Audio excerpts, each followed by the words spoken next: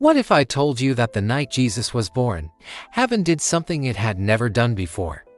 Not for kings, not for emperors, not for the powerful or the religious elite, but for shepherds, ordinary men, overlooked, ignored, and important by the world's standards. You see, Christmas wasn't just a silent night. It was the night heaven broke its own rules. And once you see what really happened that night, you will never see Christmas the same way again. Stay with me because by the end of this video, you'll understand why God chose to interrupt history this way, and what it means for your life right now. We've all heard the Christmas story so many times that it feels familiar, doesn't it? A baby, a manger, angels singing, wise men visiting. But sometimes, that very familiarity can hide the revelation waiting for us. Because the first Christmas wasn't gentle or predictable. It was disruptive. It was completely unexpected. And it challenged everything people thought they knew about how God works. That night, heaven did not follow protocol. It didn't stick to the script. Tonight, we're going to uncover what really happened when heaven broke the rules. Let us start with the first rule that was broken. Heaven spoke after 400 years of complete silence. Can you imagine that? Before Christmas, God had been silent for centuries. No prophets. No new visions. No divine instructions whispered in the night. Generation after generation was born, lived, and died, waiting, and hearing nothing but silence from above. It must have felt like God had forgotten them, like heaven had closed its doors for good.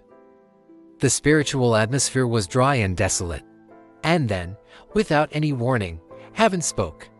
But where? Not in the holy temple in Jerusalem, the center of religious life. Not through the high priest, the most powerful religious figure.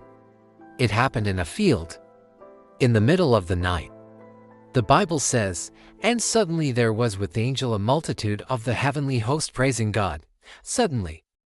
After 400 years of quiet, God didn't just whisper. He didn't just clear his throat. He exploded back into history with a sky full of angels.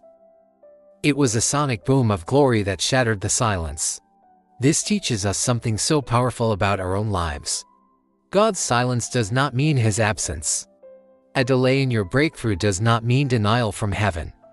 That season where it feels like God is doing nothing might actually be the season where he is preparing everything for your miracle.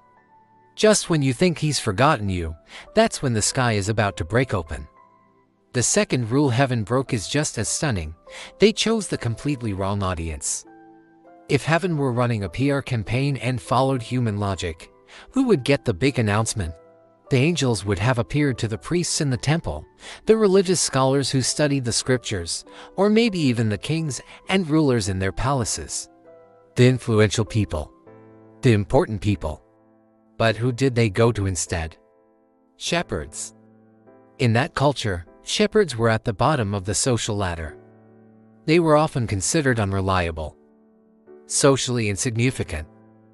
Their work made them ceremonially unclean, meaning they couldn't even participate in temple worship without going through a long purification process. They were the outcasts, the guys nobody paid attention to. Yet heaven trusted them, these rough, overlooked men, with the greatest announcement in all of human history. Why? Because God does not reveal himself based on our status, our qualifications, or our resumes. He reveals himself based on our availability and our heart. This is the rule heaven completely shattered. God bypassed the so-called qualified to reach the willing. He skipped the palace to visit the pasture. And that should fill you with incredible hope. Because if God could use shepherds men the world wrote off, then he can absolutely use you, right where you are, no matter how unqualified you feel.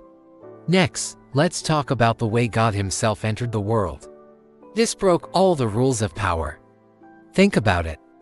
The creator of the universe, the all-powerful king, could have entered history in any way he wanted. He could have come as a fully grown man, a mighty warrior descending from the clouds, or a divine ruler who instantly took over the thrones of the world. That's what everyone expected the Messiah to do. But instead, He came as a baby, utterly helpless, completely dependent on a young mother and father, wrapped in simple strips of cloth. And where was he placed? Not in a royal crib, but in a manger and animals' feeding trough. This broke every single human expectation of power and glory. Heaven was showing us something profound. True power is not found in control, dominance, or force. True power is found in surrender, and humility, and love.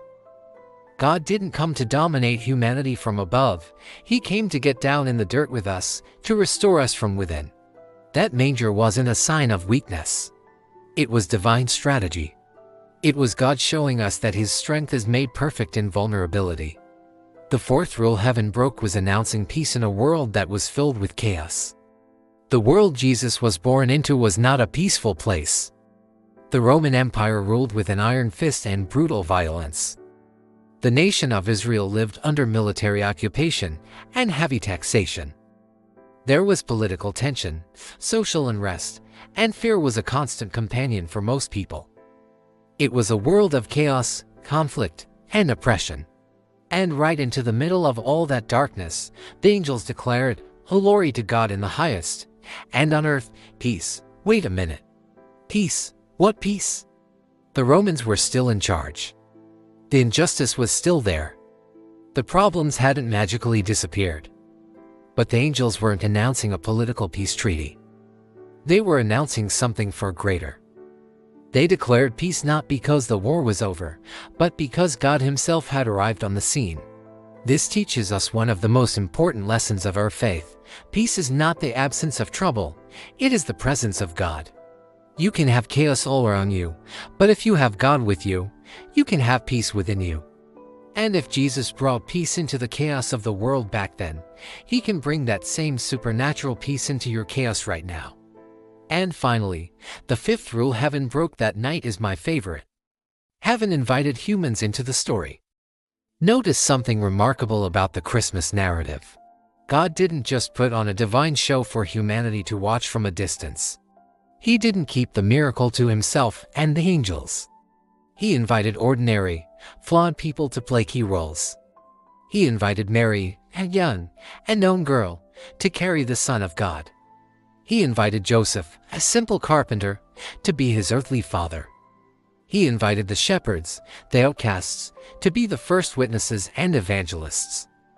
He invited the wise men, foreigners from a distant land, to come and worship. Christmas wasn't a performance put on by God. It was an invitation extended to all of us. God didn't just come for humanity, He came to walk with humanity, to partner with us, to make us part of His incredible story of redemption. And that invitation, that same invitation to be part of what He is doing in the world, still stands today. He is still looking for people to say yes. So, what does this all mean for you?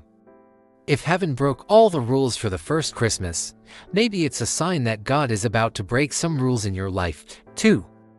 Maybe you feel overlooked, like those shepherds in the field. Maybe you feel unqualified for what God is calling you to do. Maybe you feel forgotten, like God has been silent for a very long time. The Christmas story proves this one powerful truth. God specializes in showing up where no one expects Him, and using people no one else would choose. And just like that night in Bethlehem, He may be much closer than you think, preparing to break through in your life in a way you never saw coming.